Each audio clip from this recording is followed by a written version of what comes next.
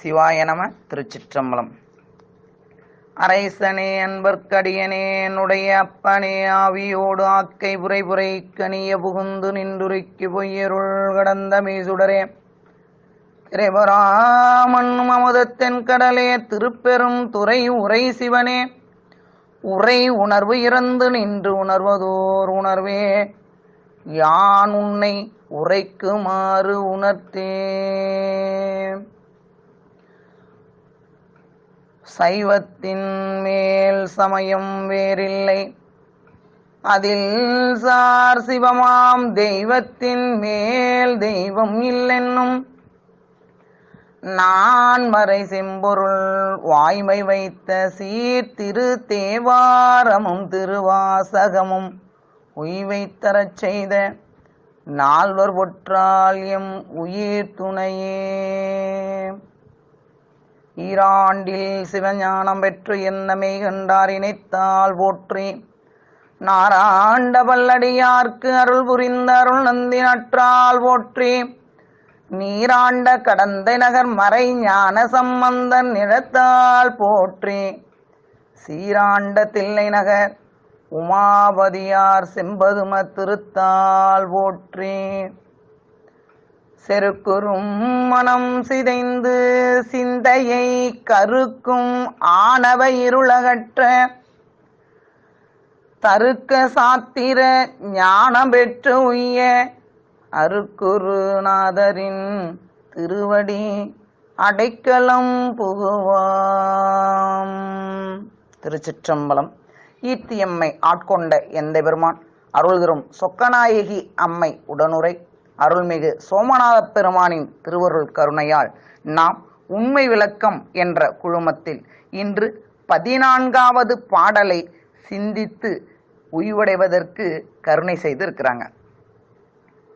அந்த வகையில் அடிநாயனை கருவியாக கொண்டு சோமநாத பெருந்தகை அதற்கு பொருள் சொல்லி அருள வேண்டும் என்று அவருடைய திருவடித்தாமரைகளுக்கு விண்ணப்பம் செய்து கொண்டு இந்த பெரும் பேற்றினை நமக்கெல்லாம் கொடுத்து அருள் செய்யும் சோமநாத பெருமானின் திருவடித்தாமரைகளையும் குருநாதரின் திருவடித்தாமரைகளையும் அடிநாயனை செந்நெறியில் ஆற்றுப்படுத்தி வருகின்ற ஆசிரிய பெருமக்களின் திருவடித்தாமரைகளையும் அடியார் பெருமக்களின் திருவடித்தாமரைகளையும் மனம் மொழி மெய்களால் வணங்கி மகிழ்கிறேன். சிவாய நம. திருச்சிற்றம்பலம்.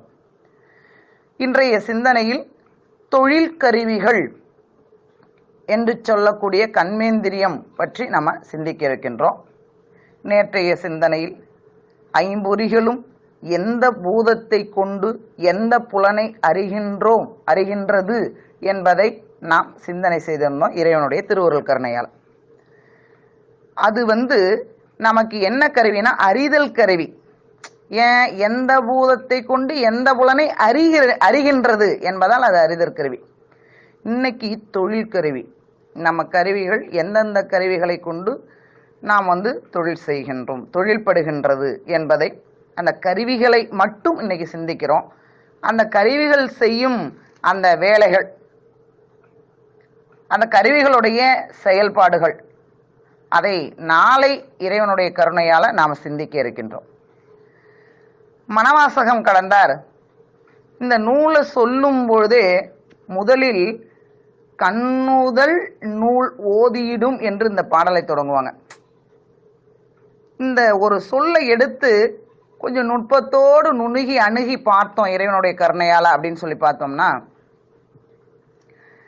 கண்ணில் அந்த நெற்றியில் கண்ணுடைய நம் சிவபெருமான் ஓதிய ஞான நூல்கள் என்று ஒரு பொருள் வரும். நெற்றியில் கண்களை உடைய சிவபெருமானை பற்றி ஓதியிடும் ஞான நூல்கள் அப்படின்னு 2 பொருள் வச்சுக்கலாம். இதுல முக்கியமான நுட்பம் என்ன அப்படின்னு சொல்லி பார்த்தீங்கன்னா, பெருமானுக்கு நெற்றிக்கண். இந்த நெற்றிக்கண் என்ன? ஞானக்கண் என்று பெயர். அவன்கிட்ட இருக்கிற எல்லா 3 கண்ணுமே ஞானக்கண்ணு தான். அவன் உடலே ஞானம். ஏன்? அவன் முற்று அறிவுடையவன், பெரிய அறிவுடையவன். அப்படிப்பட்ட அவன் தன் ஞானத்தால் கொடுத்த நூல்.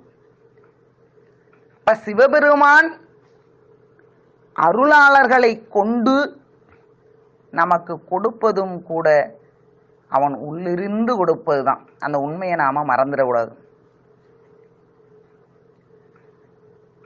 நம்ம உயிர்களாகிய நாமெல்லாம் ஞானம் வந்து ஞானம் கிடைக்க பெற்று நாம் சிந்திக்கின்ற அத்துணையும் இறைவனுடைய செயலாகுங்க. அப்ப அது வரைக்கும் நடக்கிறதெல்லாம் இறைவன் செயல் இல்லையா அப்படின்னா அதுவும் இறைவன் செயல் தான். ஆனா அதை உணரக்கூடிய பக்குவம் இந்த உயிருக்கு இல்லாதால எல்லாத்தையும் நான் செஞ்சேன் நான் செஞ்சேன் நான் செஞ்சேன் நான் செஞ்சேன் நான் செஞ்சேன் அப்படின்னு செஞ்சுக்கிட்டே இருக்கும். நீ தானே தங்கம் செஞ்ச அப்படின்னு சொல்லி நமக்கே அந்த கணக்கை எழுதி மீண்டும் மீண்டும் மீண்டும் மீண்டும் பிறவிக்கு அனுப்பிட்டே இருப்பார் சாமி. அப்போ எந்த ஒரு செயலாக இருந்தாலும் இதை நான் செய்யவில்லை,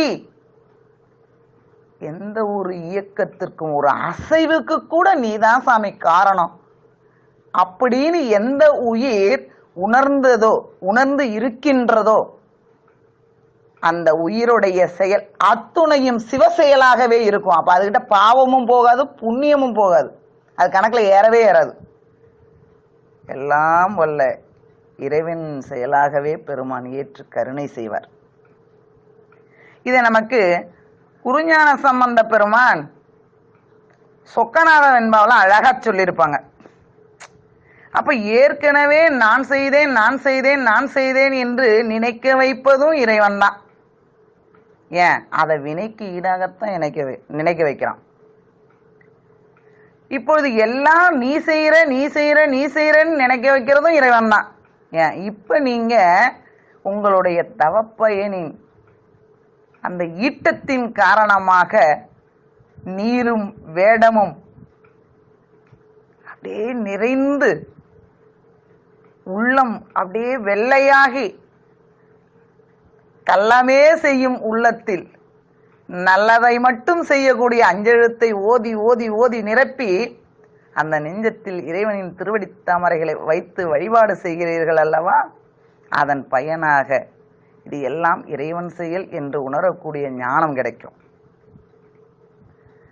இப்படி கிடைத்து செய்யும் பொழுது எந்த செயலும் நம்முடைய செயலாக ஆகவே ஆகாது.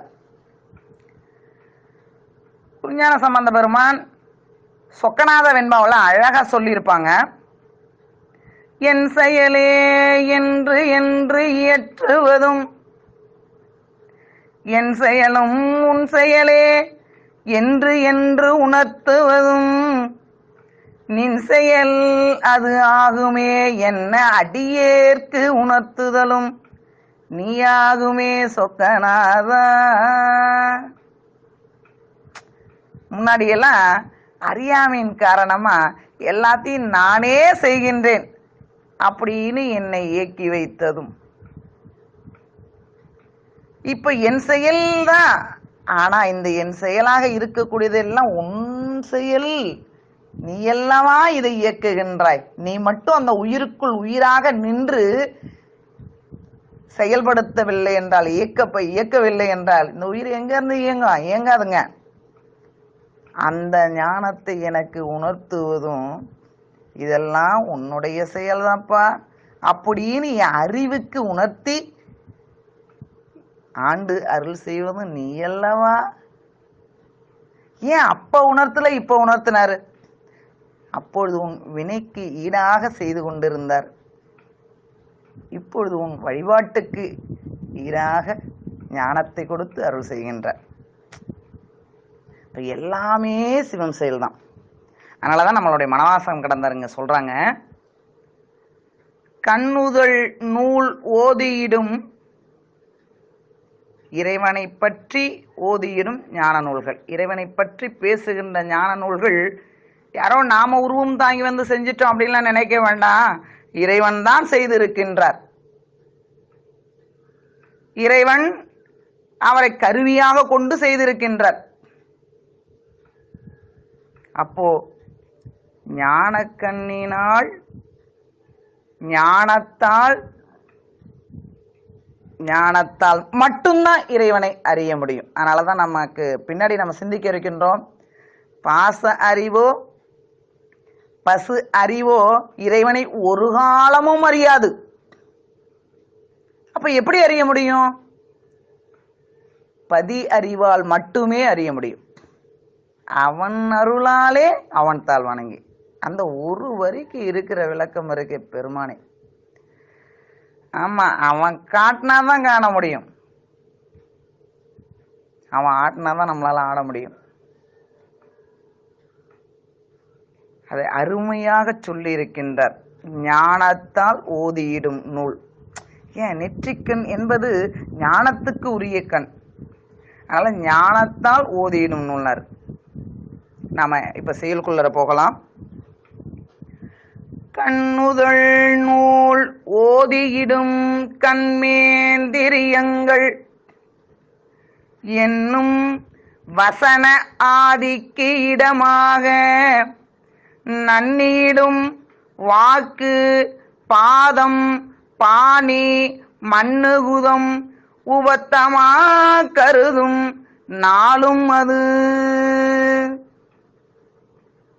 இறைவனை பற்றி பேசுகின்ற, இறைவனை பற்றி ஓதுகின்ற ஞான நூல்கள் தொழில் கருவிகள் என்ன என்ன என்று முறையாக சொல்லுகின்றது. இறைவனால் அவன் சிவஞானத்தால் நமக்கு கொடுக்கப்பட்ட அந்த ஞான நூல் இந்த தொழில் கருவிகளை பற்றி நமக்கு முறையாக சொல்லி இருக்கிறதப்பா. அது என்னன்னு சொல்லி பார்த்தீங்க அப்படின்னா, வசன ஆதிக்கு இடமாகனர். வசனம் அப்படின்னு சொன்னாலே அதுக்கு உரையாடல் அப்படின்னு பொருள். பேசுவதற்கு இடமாக இருக்கக்கூடிய எது? பேசும் வாய். அப்ப இந்த பேசுவதற்கு இடமாக இருக்கக்கூடிய இந்த வாய்,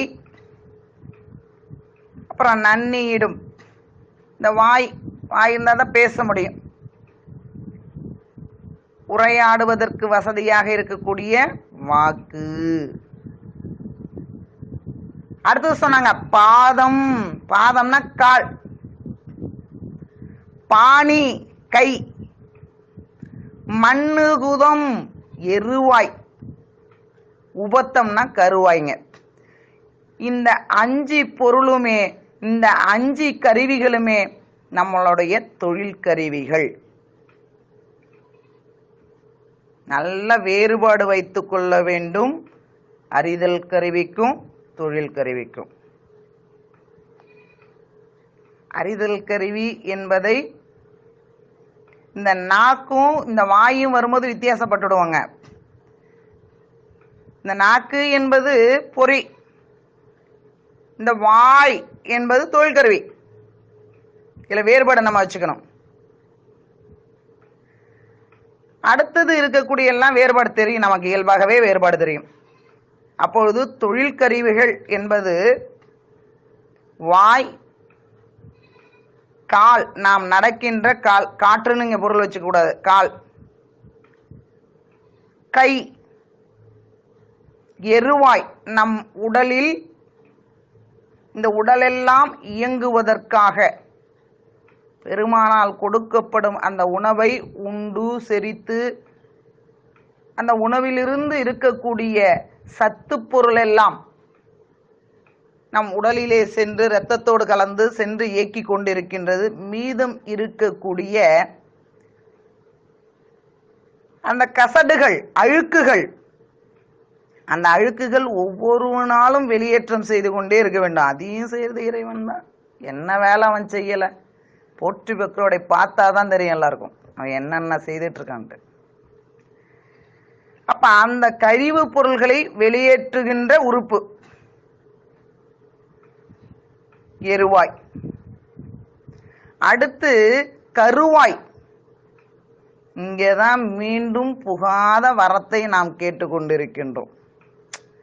பிறவிக்கு ஏதுவாக இருக்கக்கூடிய அந்த கருவாய் புகாமல் இருக்க அருள்வாய் எம் பெருமானே என்று அவன் திருவடி தாமரைகளுக்கு நாள்தோறும் அன்பு மலரை தூவி விண்ணப்பம் செய்து கொண்டிருக்கின்றோம். ஒரு உயிரை உற்பத்தி செய்கின்ற வாய்ப்பகுதி, ஒரு உயிரை உள்ளே கொண்டு சென்று மீண்டும் வெளியே கொண்டு வருகின்ற வாய்ப்பகுதி. ஆக இது 5 பொருள், இந்த 5 கருவிகளும் தொழில் கருவிகள் என்று சொல்லப்படுகின்றது. இந்த சிந்தனைகள் பார்த்தோம் அப்படின்னு பார்த்தீங்கன்னா, நாம் நினைவில் வைத்துக் கொள்ள வேண்டியது, இன்று நாம் சிந்தித்த கருவிகள் தொழில் கருவிகள் என்ற பெயர். ஒன்று வாய், இரண்டாவது கால், மூன்றாவது கை, நான்காவது எருவாய், ஐந்தாவது கருவாய். ஆக தொழில் கருவிகள் 5. இதை நன்றாக தெளிவாக நாம் வாங்கிக் கொள்ள வேண்டும். நேற்றைய சிந்தனை அந்த அறிதல் கருவிகள் எவ்வாறு எதை இடமாக கொண்டு எதை அறிகின்றது. இன்றைய சிந்தனை தொழில் கருவிகள்னா என்ன, அந்த தொழில் கருவிகள் இதுதான் அப்படின்னு சொல்ற நூல் எப்படிப்பட்ட நூல் அப்படிங்கிறத சிந்திப்பதற்கு இறைவன் கருணை செய்திருக்கிறாங்க. நாளைக்கு தொழில் கருவிகளுடைய செயல்பாடு பார்த்துட்டு அடுத்து இறைவனுடைய கருணையால உட்கருவிகள் என்று சொல்லக்கூடிய அந்த கரணம், இதெல்லாம் அந்த கருவிகள்லாம் கண்ணுக்கு தெரியும், இது வரைக்கும் பார்த்ததெல்லாம். இந்த அந்த கரணத்துக்கு இது உட்கருவினே பேருங்க, கண்ணுக்கு புலப்படா கருவிகள், ஆனா இருக்கு, நம்ம அனுபவபூர்வமா உணர்ந்துட்டு இருக்கோம். இதையெல்லாம் சிந்தனை செய்து நாம் மீண்டும் ஐம்புலன்கள்ல இருந்து இதுவரைக்கும் என்ன சிந்தனை செய்திருக்கின்றோம் என்பதை நாம் தெளிவாக ஒரு முறை, எவ்வளவு ஆசிரியர் கொடுத்திருக்கிறாங்க, எவ்வளவு தூரம் அடியார் பெருமக்கள் வாங்கி இருக்கிறாங்க அப்படிங்கிறத உணர்வதற்காக மீண்டும் ஒரு வினாக்கள் கேட்கப்பட்டு அடியார் பெருமக்களில் ஆர்வமுடைய அன்பர்கள் எல்லாம் அன்று விடைகள் கொடுத்து அருள் செஞ்சீங்க. அதுபோல மீண்டும் கொடுத்து அருள் செய்ய வேண்டும். அதனால் நீங்கள் நடத்தக்கூடிய பாடங்களை கவனமாக கவனித்து அனைவரும் அனைத்து வினாக்களுக்கும் விடையளித்து அந்த சித்தாந்தத்தை சிந்திக்கும் சிறந்த அடியார் பெருமக்கள் என்ற அந்த மணிமகுடத்தை சூட்டிக்கொள்ள வேண்டும் என்று உங்களுடைய திருவடித்தமரைகளுக்கு விண்ணப்பம் வைத்துக்கொண்டு, பெருமான் நாள்தோறும் செய்யும் கருணையை நினைந்து உருகி அவன் திருவடியை வணங்கி இன்றைய சிந்தனை நிறைவு செய்யப்படுகின்றது. சிவாய நம. திருச்சிற்றம்பலம்.